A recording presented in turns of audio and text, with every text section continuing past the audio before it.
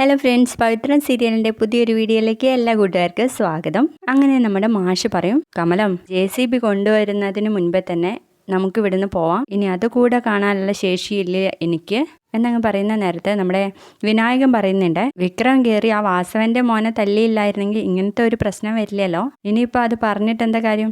അവനാണെങ്കിൽ ഓരോ കുരിശെടുത്ത് ദിവസം തോളിൽ വയ്ക്കല്ലേ, അനുഭവിക്കാനുള്ളത് മറ്റുള്ളവരും എന്നങ്ങ് പറയുന്ന നേരത്തെ നമ്മുടെ നന്ദിനി പറയുന്നുണ്ട്, വിക്രത്തെ മാത്രമല്ലല്ലോ, വേദയെയും കാണാനില്ലല്ലോ, അവരെങ്ങോട്ടോ മാറി നിൽക്കുക, അത് ഉറപ്പാണ്. അവൾക്കറിയാം ഈ വാസവനോട് കഴിച്ചാൽ ശരിയാവില്ല എന്നുള്ളത്, അത് അവനെ പറഞ്ഞ് മനസ്സിലാക്കി കാണും. അത്രയ്ക്ക് ബുദ്ധി ഇല്ലാത്തവളൊന്നും അല്ലല്ലോ അവള് എന്ന് പറയുമ്പോൾ നമ്മുടെ കമല പറയും, അങ്ങനെ ആയിരുന്നെങ്കിൽ എത്ര നന്നേനെ എന്ന് പറഞ്ഞു നിൽക്കുമ്പോഴേക്കും വാസവൻ അങ്ങ് കയറി വരികയാണ് കേട്ടോ. നമസ്കാരം അമ്മേ എന്ന് പറയുന്നതും കമല ഒന്നും മിണ്ടാതെ ഒരു പുച്ഛഭാവത്തോടെ മുഖം തിരിക്കുകയാണ്. നമസ്കാരം മാഷേ.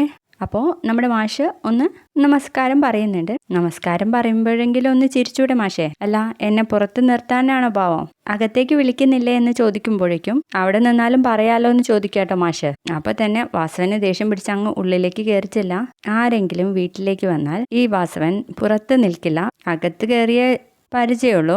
അത് കളരിക്കൽ സുധാകരന്റെ ആയാലും അവന്റെ തന്ത ഉണ്ടാക്കിയ വീടാണെങ്കിലെന്ന് പറഞ്ഞിട്ട് ഉള്ളിൽ കയറിയിരിക്കാൻ കേട്ടോ. അപ്പൊ വിനായകനും പറയുന്നുണ്ട് മാഷോട്, അച്ഛാ അയാൾ ഏതായാലും വീട്ടിനുള്ളിലേക്ക് കയറിയിട്ടുണ്ട്, ഇനി അയാൾക്ക് പറയാനുള്ളത് എന്താണെന്നും കൂടി നമുക്ക് കേൾക്കാന്ന് പറഞ്ഞിട്ട് അച്ഛനെയും വിളിച്ച് അകത്തേക്ക് പോവാണേ.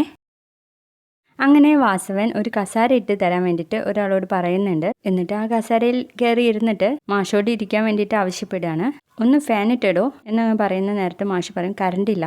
ഓ, പോസ്റ്റിൽ കയറി നന്നാക്കുന്ന ആള് വന്നിട്ടുണ്ടാവില്ല അല്ലേ? അതെന്താ വരാത്തത്? അത് കട്ട് ചെയ്തവനല്ലേ പറയേണ്ടത്. അപ്പൊ അത് മനസ്സിലായല്ലേ? ഞാനാണ് മാഷെ അതൊക്കെ ചെയ്തത്. എന്തിനാണ് ചെയ്തതെന്ന് മാഷിന് അറിയാലോ. ഞാൻ വന്ന കാര്യം പറയാം. മാഷ് അവരെ ഇങ്ങ് വിട്ടു തന്നേക്ക് എന്ന് പറയുമ്പോൾ ആരെയെന്ന് ചോദിക്കാണ്. വേദയെയും വിക്രമനെയും. അവരെവിടെയാണെന്ന് ഞങ്ങൾക്കറിയില്ല. അവർ നിങ്ങളെ ഇതുവരെ കോണ്ടാക്ട് ചെയ്തില്ലേ എന്നങ്ങ് ചോദിക്കുന്ന നേരത്ത് വിശ്വം പറയുന്നുണ്ട്, ഇല്ല സർ, ഞങ്ങൾക്ക് എവിടെയാണെന്ന് അറിയില്ല.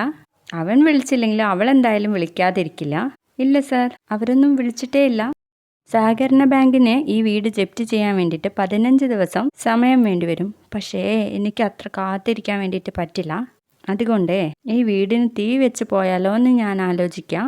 എന്താ മാഷേ, ഒന്ന് കരുതിയിരുന്നോണം. എൻ്റെ കൂടെ ജോലി ചെയ്യുന്ന സംഘം എപ്പോഴാണ് അത് ചെയ്യുക എന്ന് പറയാൻ പറ്റില്ല. നിങ്ങൾ ഉറങ്ങുമ്പോഴും ഒന്ന് ശ്രദ്ധിച്ചോണം എന്നങ്ങ് പറയുന്ന നേരത്ത് നമ്മുടെ വാസവന്റെ അടുത്ത് മാഷ് പറയുന്നുണ്ട്, എല്ലാവരെയും പച്ചയ്ക്ക് കൊല്ലുമെന്ന് ഭീഷണിപ്പെടുത്തി പോവാണോ എന്ന് ചോദിക്കുമ്പോൾ വാസവൻ ഒരു ചിരിയും ചിരിച്ച് മാഷിന്റെ തോളത്ത് 2 തട്ടും കൊടുത്ത് അങ്ങ് ഇറങ്ങി പോവാണ് കേട്ടോ. ഇത് കാണുമ്പോൾ തന്നെ നമ്മുടെ വിനായകൻ പറയുന്നുണ്ട്, അപ്പൊ വേദയും വിക്രവും ഇയാളുടെ കസ്റ്റഡിയിലില്ല.